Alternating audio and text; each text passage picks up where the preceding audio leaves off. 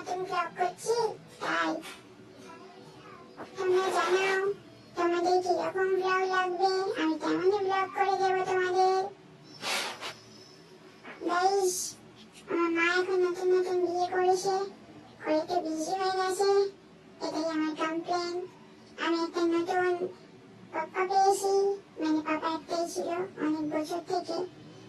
আমি পাপাটাকে ঘরের মধ্যে পেয়েছি, পাপাকে দিয়ে আমি খুব কাজ করাই, আমার গা ঝাড়াই, চোখ পরিষ্কার করাই, খাবার দেওয়াই, সকালে মাম্মাম দেওয়াই, সবই পাপাটাই করে। কিন্তু কথাটা হচ্ছে যে মাম্মাম একটু পাপার সঙ্গে বিজি হয়ে গেছে, তাই জন্য আমি একটু দুঃখ হচ্ছি।